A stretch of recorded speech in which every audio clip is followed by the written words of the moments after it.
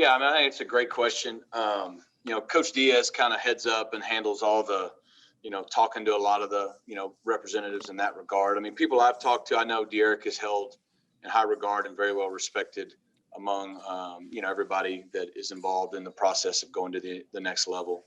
That definitely is a goal of his. I think he's done a really good job for us this year. Have not really got too in depth in those talks with him just because we're still in the middle of our season.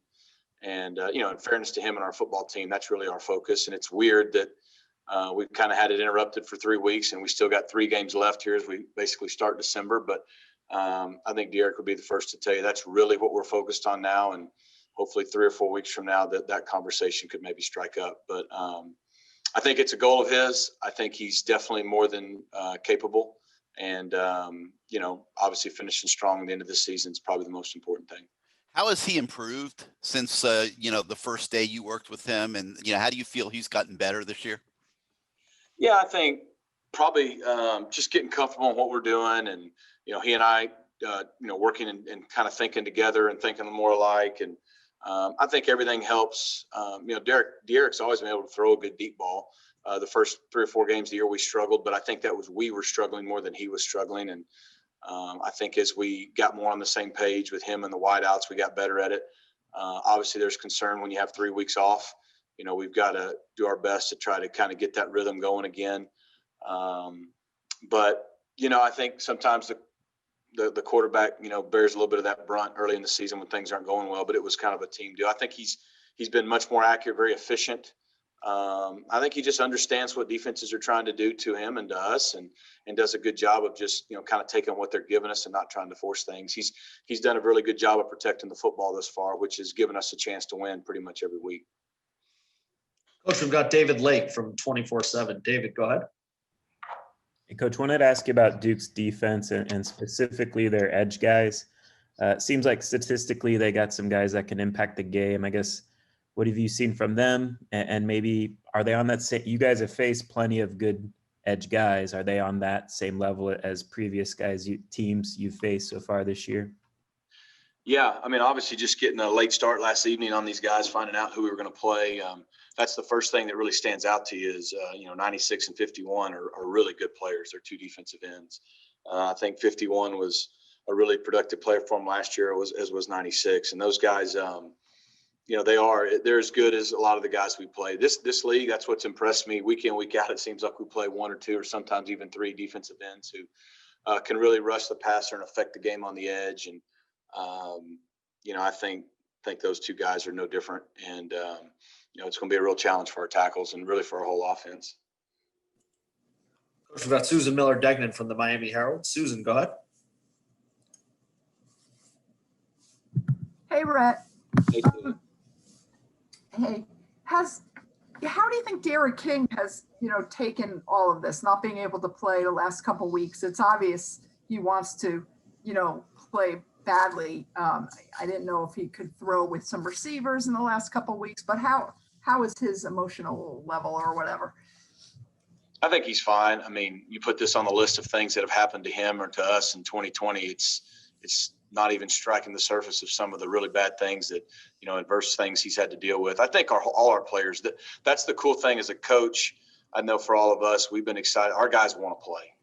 And, being off it'll be 3 weeks by the time we play is unusual in the middle of a season, especially when you're kind of winning and have a little momentum. But you're sometimes not sure how guys are going to react. But our guys, they want to play. I think they're excited to be kind of back in the building and getting to work and knowing who we're going to play and having an opponent and, opponent that's gotten the better of us recently. So a good challenge for us. And I think De'Eric, along with all our guys, their mentality's been great. Like I said, we've been, in fairness to these kids, they've been dealing with uncertainty and these kind of things since middle of March. And so I think at this point in time, they've just kind of learned to roll with it and make the most of every situation. And then the follow was, and I'm not sure how this works. I know with offensive linemen, you have to have a certain amount of scholarship players to play the game. If you ever got to a point where, I'm not sure you could get to this point where you had no quarterbacks left, or like the Broncos, or you had nobody left, would you be able to compensate? I'm sure you've thought about that scenario. I don't want to think about it. Yeah, what the Broncos had to deal with yesterday was unique. I know that the ACC's put together protocol for, a limited number of players at positions to be able to play the game. And I don't foresee anybody in our league being forced to play without a healthy quarterback. But if that happened, we'd do what they did, and we'd get the dry erase board out, and we'd draw up the best we could. And, go back to the old Darren McFadden Wildcat days when I was at Arkansas and see what we can cook up. Okay, thanks. Coach, we got Chris Stock from Inside the U. Chris, go ahead. It's about Jeremiah Payne. Maybe your thoughts on his development, what you've seen from him this year. Obviously, he didn't play for a couple games, and then also just maybe his future as you've gotten to know him as a player. And I'm sorry, I didn't hear the very beginning. Who'd you ask me about? Jeremiah Payton, wide receiver Jeremiah.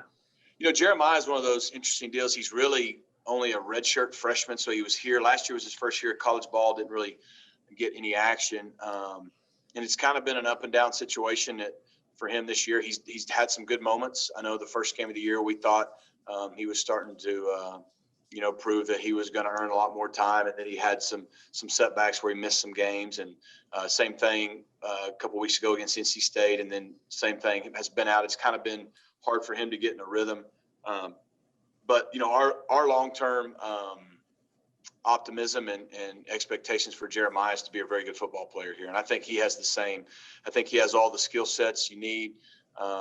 He's still a young player. Sometimes maturing process has to happen. And I think having this first year with us and what we're trying to do is helped him understand what we're trying to get accomplished.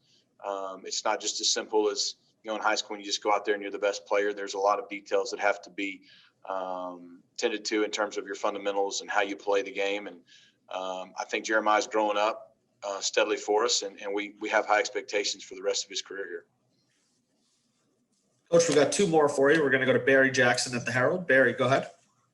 Hi, Rhett. How much urgency, if any, do you feel to add a quarterback in this class, or do you not feel a pressing one? Because obviously Nikosi's coming back. You have Tyler and Payton as young prospects to develop. Well, we're always looking to add the best quarterbacks we can to our roster, just like every team. There's hardly anybody goes years without signing at least a quarterback. We feel good about the guys we're still recruiting. We feel really good about the guys on our roster, to your point, that should be back with us next year, and feel good about the guys and even the later classes that we're recruiting. It's hard. Quarterbacks are different.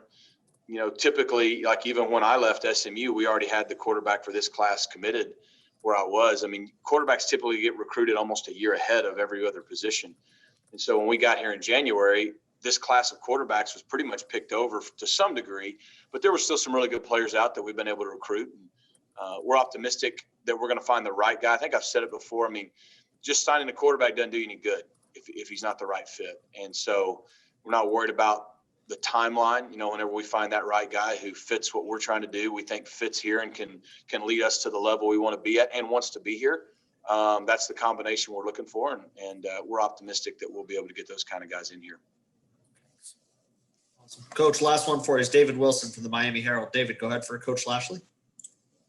Hey, Rhett, I'm just curious, what were you kind of up to over the couple of weeks when you guys weren't able to practice? Like, obviously that's 2 or 3 hours a day you're out on the field that you've got extra time to scheme and draw up plays. Were there certain things you were kind of using that extra time to do? Yeah, a little bit. You get ready for an opponent in Wake Forest to find out that that's not who you're going to be playing.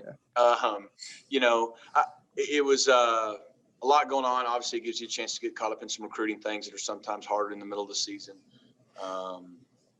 Like everybody, we were really focused on our kids, on their mindset, on getting them healthy, on making sure, finals are coming up this week and just finishing this. There's a lot more that goes into just playing a game for our guys. And so it gave us a chance to maybe tend to some of those things that sometimes aren't at the forefront when you go game week to game week to game week. But make no mistake about it, it's a lot easier to work from the office than from home. I got a lot of distractions at the house. So getting here and being able to get back in our routine, I know as coaches, we've been excited to do that and get around our players. At this point in the season, you don't go like draw up and make up new stuff. You kind of have an idea of what your guys are good at, try to finish down the stretch. At the same time, like I said, we're going to have not played or even practiced much for almost 3 weeks, and we're going to go play a game. And so we've got to try to walk that fine line as coaches of helping our guys get ready and get prepared and give them a chance to go out and be successful after such a long layoff. Great. Coach Lashlee, thanks for spending a few minutes with us today, and I'm sure we'll be talking to you soon. Thanks, everybody. Take care.